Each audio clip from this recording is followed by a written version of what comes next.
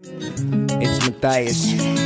Throw the talent on best. The talent is fresh. Calendar set. Everyday success. No challenges yet. The Falcon is swept down, making rounds. Welcome to another episode of Isolation Nation. My name is BKUi, also known as Bana Candy, and this is the one and only Maddi Sunshine. Hey, the sunshine is definitely bright today. I'm so happy to be here with you, girl. Oh, I'm so glad you're here too. So we actually, you guys are going to be checking out a clip of her when she was at the Green Degree on 420, and we decided to get that clip out today. We got a great show prepared for you with Maddi Sunshine. I found a couple of clips online that I thought would be moving and thought-provoking, and as well as entertaining. Maddi Sunshine, happy 420, girlfriend. What you doing? What's going down? Nice. I'm gonna go inside and say hi to everybody. Oh, cool. All right. Hey. Hi, welcome to the Isolation Nation. 420. Yes, baby. Hey, Steve, I missed you, man. I got plans for you, Steve. I got plans for you, man. All right. So, Oh, yeah. what are you doing on this 420? Well, I've been, what is supposed to be getting done. I had a few conversations with some friends of mine, Michael Collier and Alexander Fields, Jasmine. So it was a pretty productive morning, Awesome. Yeah, and I'm so glad to see your beautiful. it's so nice to see your beautiful face too on this glorious day. I know, I miss you. I miss this quarantine. We need a hug. It won't be long.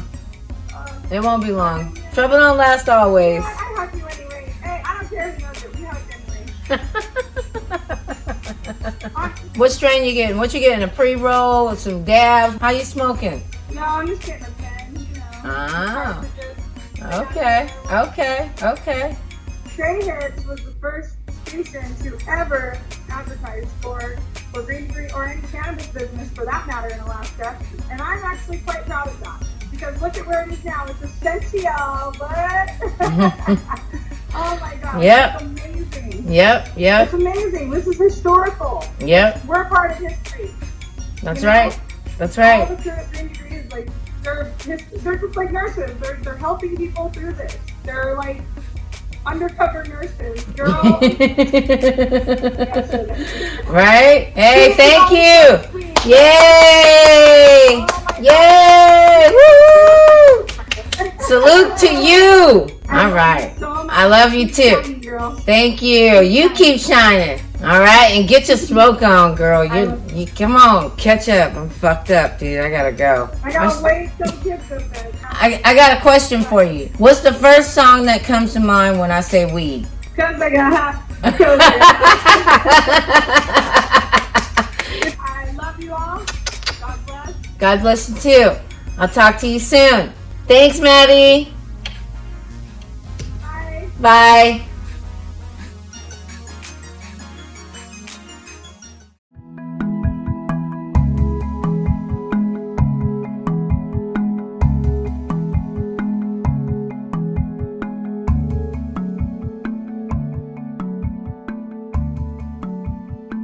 Segregation is when black and white are separate and not together. Children of color and white children are separated.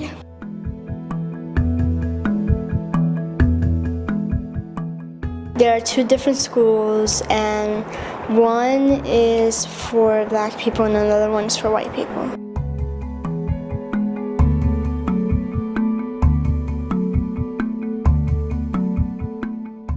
Segregation happens, but it's not like happening as bad as it did before, because before it used to be even worse. In my class, there's Julia, and she's white, and there's me.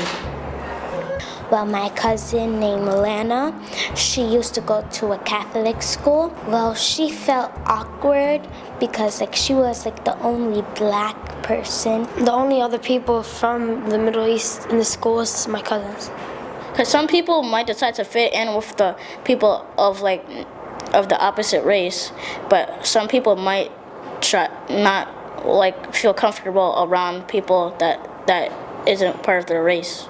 I've been to a school named PS85, so there were separate classes, English and Spanish, so it wasn't really fair because before I didn't know any English.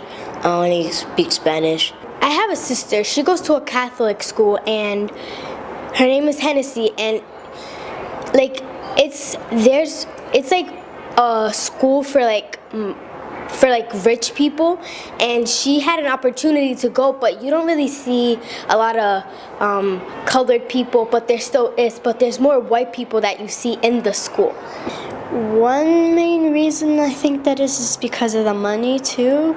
Private schools tend to be more expensive. I think that schools are segregated because of based on where you live, because people of color live with people of color and white people live with other white people. My mom was looking at a school for me to go to, and the population for whites was really large and the blacks were really small. I think one of the reasons they did that was because number one, they still think whites are better, and number two, because segregation is illegal and they still feel like whites are better, they want mainly white people, but having one or two black people and a couple Latino, it makes them seem like not totally white.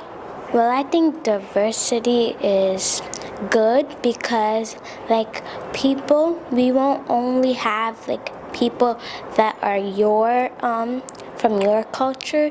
You have different people. You could talk to different people. You won't be talking to the same people.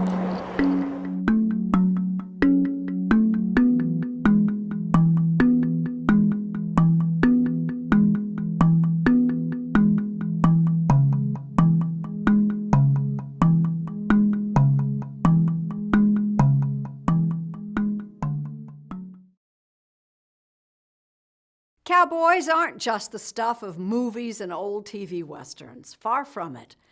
Michelle Miller tells us that for cowboys and cowgirls of a certain storied tradition, their time is now. On a recent Sunday in June, Randy Hook saddled up his horse to join hundreds of other marchers in Compton, California. It's not a protest, it's a peace ride. Hook is the leader of the Compton Cowboys. We're not going out there to cause havoc. We're going out there to showcase what it looked like to come together. I'm the only woman a part of the Compton Cowboys. Kiara Monique also rode that day alongside her mother and her 3-year-old daughter. We stand out more because this is something that you wouldn't necessarily see in any other neighborhood, especially in Compton. When people think of Compton, I think, there are images of early 90s gangster rap, Dr. Dre, Eazy-E, NWA, and there's also images of violence and death. Walter Thompson Hernandez has written a book about the Compton Cowboys, a generation of young black people who learned to ride as children.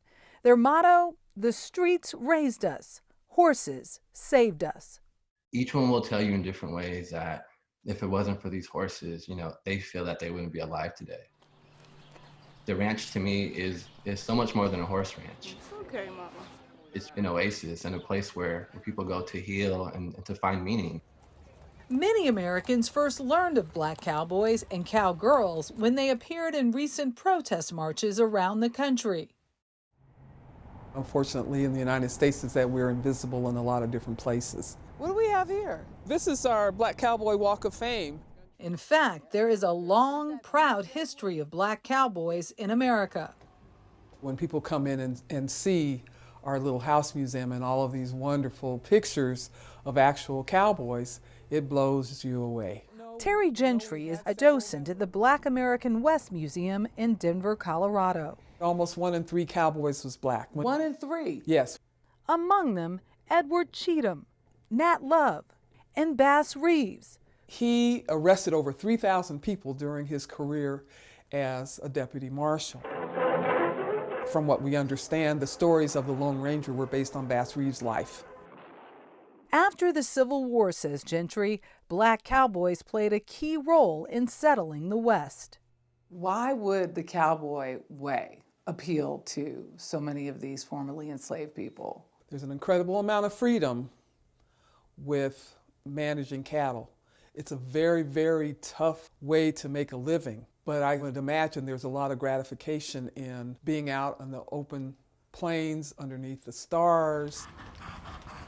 Maurice Wade learned to ride on his grandfather's farm, but I used to watch cowboys on TV, and I never saw an African-American cowboy. If we did see one, he was like on the chuck wagon on trail drives. Then the Bill Pickett Invitational Rodeo started up, named for famous rodeo bulldogger Bill Pickett.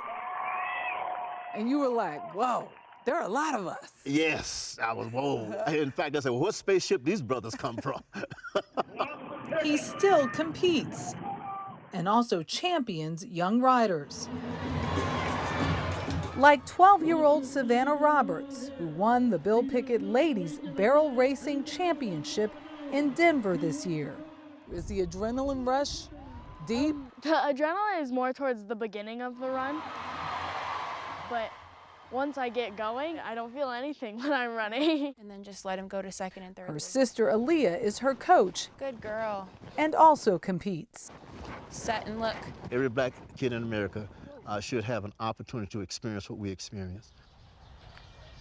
Back in Compton, one of the Cowboys' main goals is to pass on the tradition that's been a gift to them. We all have a passion for horses. We all have a passion for giving back. And we all want to help our community be able to give them experience that we have gotten from horses. What brings the Compton Cowboys together is the idea that if they don't teach the next generation, that they might be Compton's last black cowboys.